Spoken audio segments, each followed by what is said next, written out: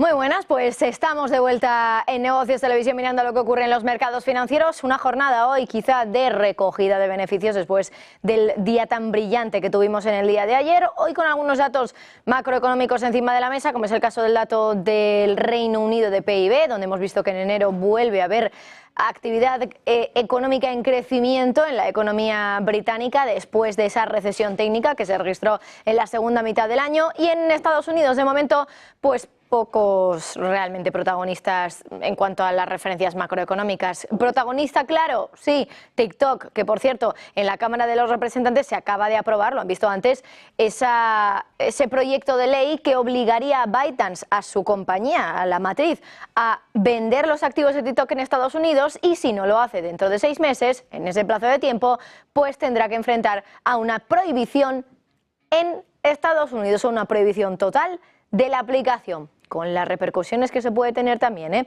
Bueno, vamos a mirar rápidamente a los mercados financieros antes de comenzar ya el repaso de la última hora informativa. Miramos ahora a esos índices americanos que siguen cotizando con caídas muy leves del 0,12% en el S&P 500, Nasdaq 100 con caídas que sí que profundizan un poquito más, 0,7% de retroceso para el Nasdaq, y nos fijamos también en el Dow Jones, 0,3%, bueno, casi un 0,4% de subida, y sube con fuerza por encima de los 39.000 puntos. A ver si podemos también ponerles en el gráfico la acción de Nvidia. Ayer estaba subiendo con mucha fuerza. Vamos a ver en el día de hoy, porque hoy, como les decía, es la tecnología la que está cotizando con las mayores caídas de momento en Estados Unidos. Bueno, pues aquí vemos esa caída, ese retroceso hoy para los títulos de Nvidia de casi el 3%, compañía que está retrocediendo en el día de hoy después de que ayer tuviera una subida con bastante fuerza. Bueno, vamos a mirar ya las noticias de la jornada. Tenemos que fijarnos en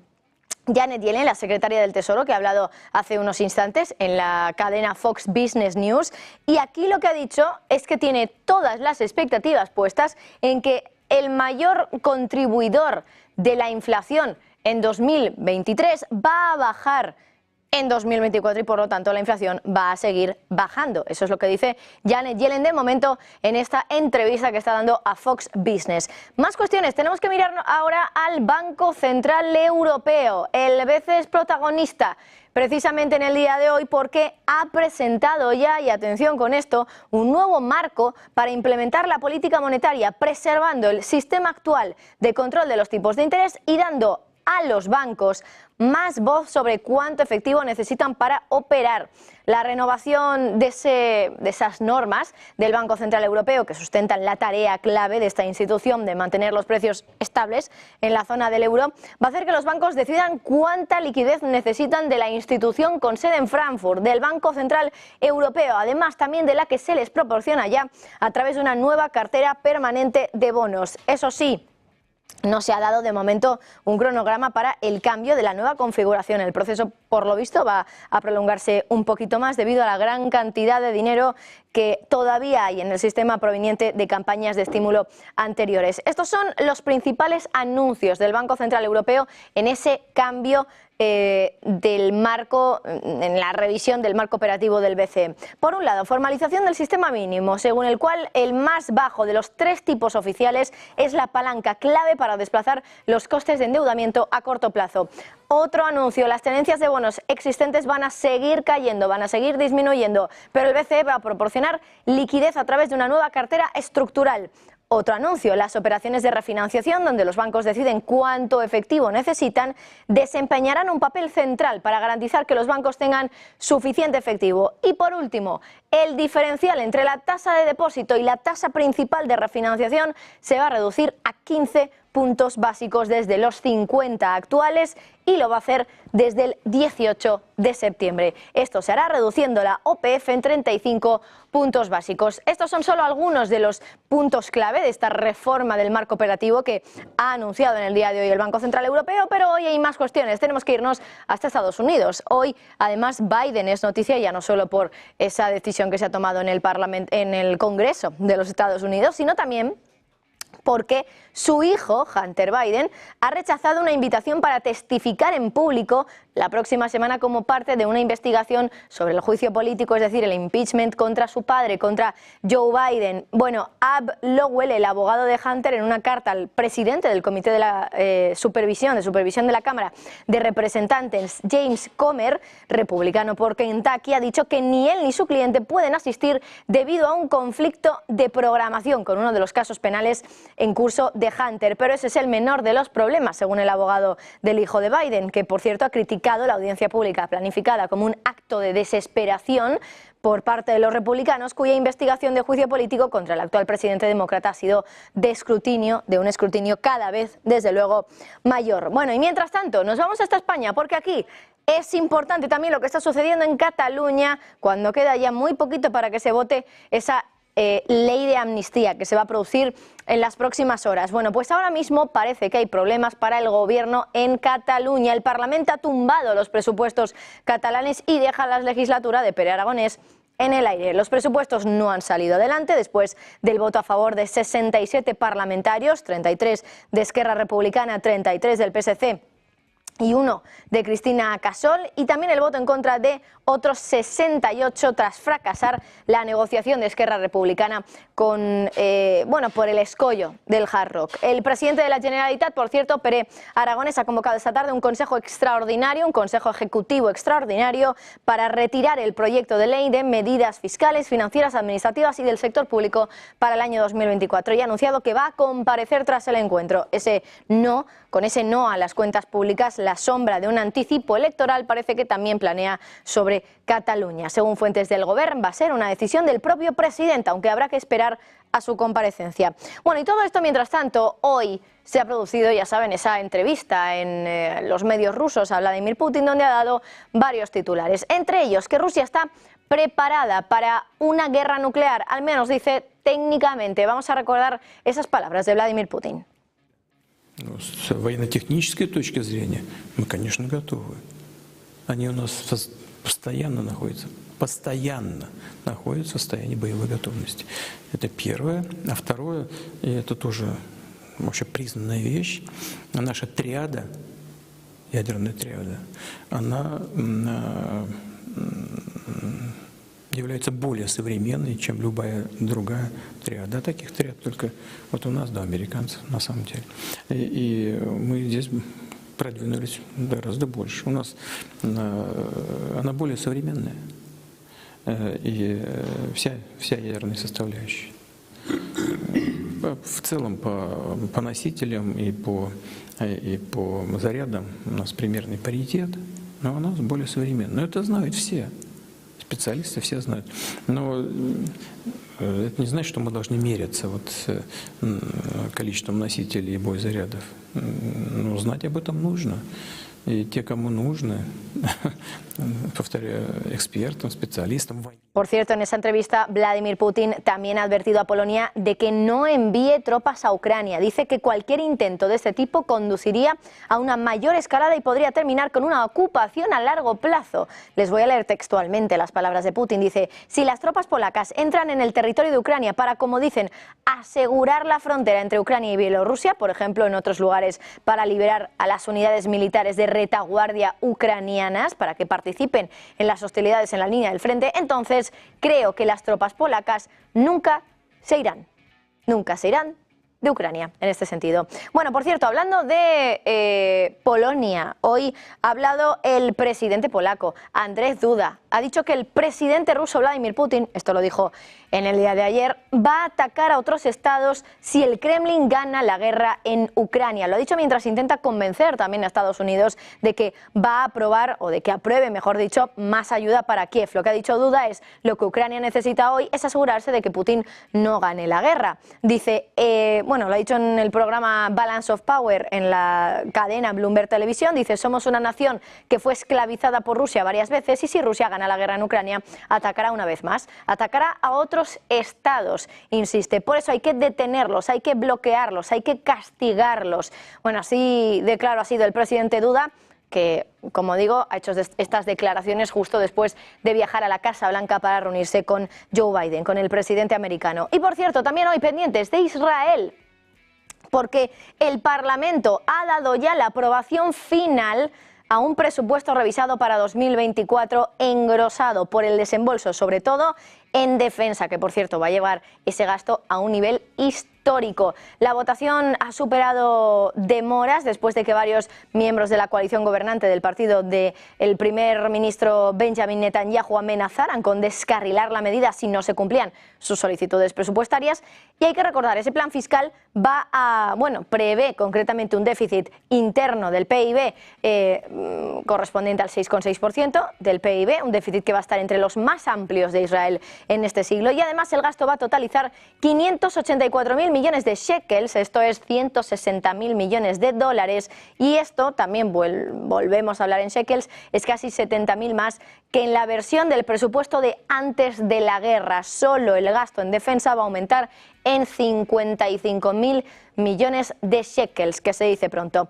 Por cierto, hablando de guerras, volvemos a la de Ucrania, porque aquí Ucrania está planeando presentar una nueva propuesta la próxima semana para implementar una serie de reformas y también inversiones que son necesarias para poder desbloquear la mayor parte del paquete de ayuda de 50.000 millones de euros, que ya saben que prometió hace poco la Unión Europea después de conseguir que Víctor Orbán se pusiera de acuerdo con el resto de sus homólogos europeos para dar ese sí a los 50.000 millones. Según varias fuentes, la propuesta, que incluye medidas sobre finanzas públicas, lucha contra la corrupción y desarrollo empresarial, se está preparando ya, que la Unión Europea pretende desembolsar 6.000 millones de euros iniciales a través de un programa de financiación puente que se va a extender hasta abril y que se anunció el pasado martes. Los 4.500 millones de euros de este mes pueden cubrir las necesidades urgentes de Ucrania, según ha dicho el Ministerio de Finanzas del país, y los 1.500 millones restantes se transferirían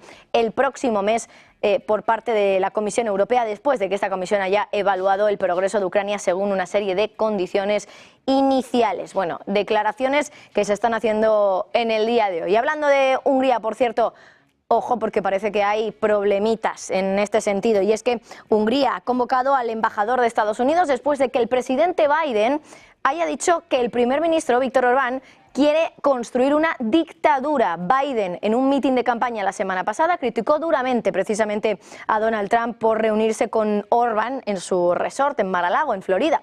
Biden dice que Orbán ha declarado rotundamente que no cree que la democracia funcione, que está buscando incluso una dictadura, y dice: no tenemos por qué aceptar esas mentiras de nadie, incluso si esa persona es presidente de Estados Unidos. Lo ha dicho el ministro húngaro de Exteriores, Péter Szijjártó, lo ha dicho en una sesión informativa. Insiste en que su adjunto había convocado al embajador estadounidense David Pressman para protestar precisamente por ese comentario. Bueno, nos vamos hasta España, porque aquí ya saben que en el día de hoy se han publicado los resultados de la compañía más grande, con más peso en el selectivo, y es Inditex, unas cuentas de nuevo de récord, donde por cierto hemos visto que la compañía de Amancio Ortega supera los 5.000 millones de beneficios, 5.381 para ser exactos, un crecimiento del 30% en el beneficio neto. Y unos ingresos que, por cierto, también siguen creciendo, un 10% concretamente, 35.947 millones. Hoy la compañía, reaccionando a esos resultados, pues evidentemente ha ido al alza, y fíjense porque está cotizando en máximos históricos. Está ya en los 44,30 euros la acción. Y precisamente allí, en Arteixo, en A Coruña, en la presentación de esos resultados, ha estado nuestro compañero Javier Luengo. Así que vamos a conectar con él para ver cuáles han sido los principales detalles de esos resultados que se han presentado hoy allí por parte de la compañía más grande del IBEX. Así es, ¿qué tal, Marta? Muy buenas tardes. Los resultados de Inditex han disparado a la acción en bolsa, lo han hecho durante toda la sesión de este miércoles. Han presentado unos resultados que nunca antes se habían visto en la historia para esta compañía con sede en Arteixo. Precisamente en estos cuarteles generales, Óscar García Maceiras, el consejero delegado, se ha congratulado de unos beneficios superiores a los 5.000 millones de euros, con unas ventas, unos ingresos que se han disparado en el entorno de los casi 36.000 millones. El foco puesto en Zara, le reporta casi 26.000 millones de todos estos 36. Y España con Europa en el foco, la gran región de donde vienen la mayor parte de los ingresos y beneficios. Eso sí, el foco está ahora puesto en crecer en América del Norte, no tanto en el continente asiático. Sobre la mesa, las grandes crisis geopolíticas. Asumía el consejero delegado Maceiras que la situación es de tensión, pero que de momento ellos tienen las espaldas cubiertas. Sobre la crisis del Mar Rojo, los posibles cortes de suministro y la crisis con proveedores, decía, no estaba preocupado porque nosotros somos comercio de proximidad. Vamos a escuchar justamente lo que ha dicho a una pregunta sobre el asunto. Hemos cerrado el año con la situación totalmente normalizada, ese inventario del menos 7%. Hay que tener en cuenta que, como sabéis, y eso varía en función de cada campaña y es en función de las decisiones comerciales de nuestros distintos equipos, contamos con una producción en proximidad que se sitúa en el entorno al 50%. Proximidad para nosotros es España, Portugal, Marruecos y Turquía, y que de alguna manera nos permite ser más resistentes, más resilientes ante eventuales tensiones.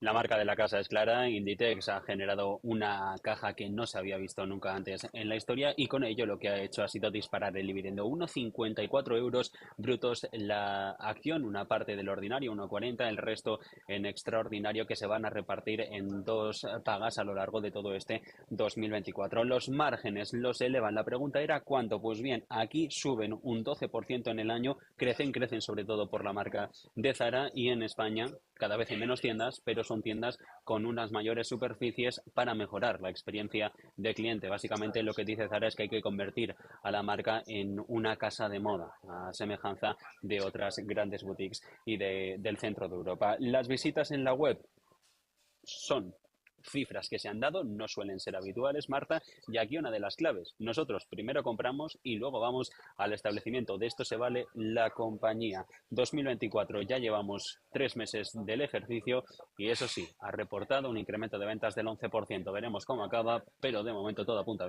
bien para esta compañía de Arteixo, en una comparecencia que ha acabado a eso de la media mañana, por cierto, en la que no ha estado presente la presidenta no ejecutiva, Marta Ortega.